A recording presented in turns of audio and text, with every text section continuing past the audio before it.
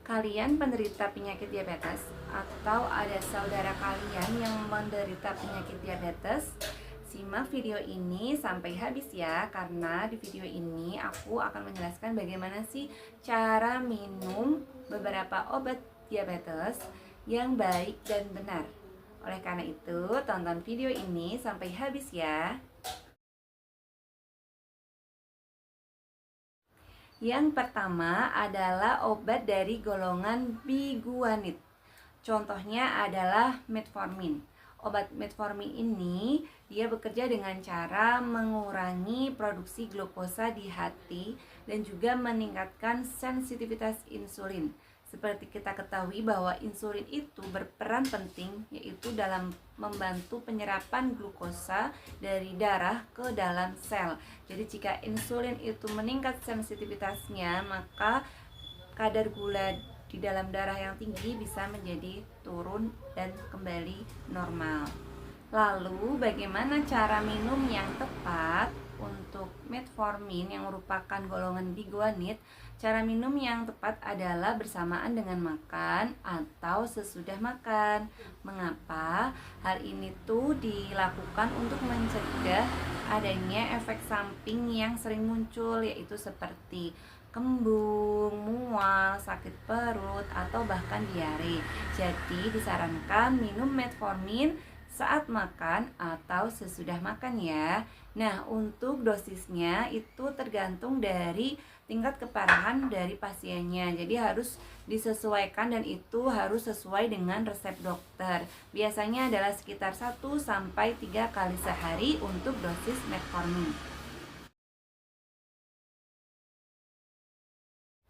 Yang kedua adalah obat dari golongan sulfonylurea. Obat golongan sulfonylurea ini bekerja dengan cara meningkatkan pengeluaran atau sekresi insulin dari pankreas. Nah, untuk obat sulfonylurea ini itu akan bekerja kurang maksimal atau kurang efektif jika kondisi gula darah itu terlalu hiperglikemia. Apa itu hiperglikemia?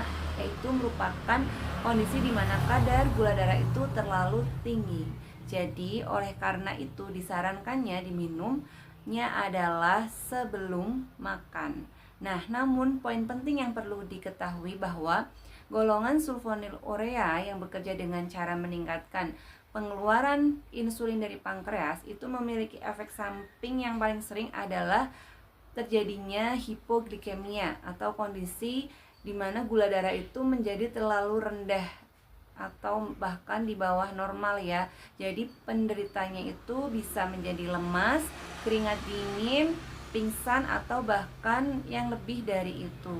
Oleh karena itu disarankan minum golongan sulfonylurea ini adalah 15 menit sebelum makan. Jadi sebelum makannya itu jangan terlalu jauh, cukup 15 menit sebelum makan. Jadi penyerapan obatnya maksimal dan juga mencegah terjadinya efek samping hipoglikemia bisa terjadi. Lalu apa contoh dari obat sulfonylurea? Contoh dari obat sulfonylurea adalah glimepirid, glibenclamid, glikazid, dan glipizid. Obat yang ketiga adalah obat dari golongan meglitinid. Obat meglitinid ini itu contohnya ada repaglinid dan nateglinid. Ini contoh obatnya ya. Nah, terus cara kerjanya adalah dengan menstimulasi sekresi insulin. Terus obat ini itu memiliki efek samping hampir sama seperti sulfonylurea, yaitu terjadinya resiko hipoglikemia atau gula darah yang terlalu rendah. Oleh karena itu disarankan diminumnya juga sebelum makan. Namun efek hipoglikemi dari obat golongan ini itu lebih kecil dibandingkan dengan obat golongan sulfonylurea.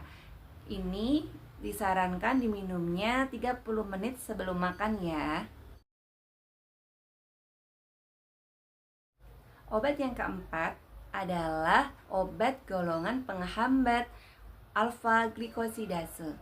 Jadi, obat ini itu bekerja dengan cara menghambat enzim alfa glikosidase yang berperan dalam mempercepat pengubahan karbohidrat kompleks oligosakarida dan disakarida menjadi monosakarida dan glukosa. Jadi otomatis bisa menurunkan kadar gula darah. Nah, obat ini tuh contohnya adalah akarbos. Karena dia bekerja menghambat enzim alfa glikosidase, maka dia bekerja ketika ada makanan di dalam tubuh. Oleh karena itu, cara penggunaannya adalah diminum saat makan, yaitu 1 suapan pertama makan, habis itu langsung minum obat. Jadi diminumnya adalah saat suapan pertama makan ya untuk obat akarbos ini. Obat yang kelima adalah golongan glitazon. Contoh obatnya adalah pioglitazon. Obat pioglitazon ini bekerja dengan cara menurunkan resistensi insulin, yaitu keadaan di mana tubuh itu kurang merespon adanya insulin. Selain itu, golongan pioglitazon juga bekerja dengan cara meningkatkan sensitivitas insulin. Nah, untuk golongan pioglitazon ini itu tidak dipengaruhi adanya makanan, jadi bisa diminum sebelum atau sesudah makan ya. Terima kasih sudah menonton. Jangan lupa klik subscribe dan klik tombol notifikasi ya. Oke semua, terima kasih. Sampai ketemu di video selanjutnya.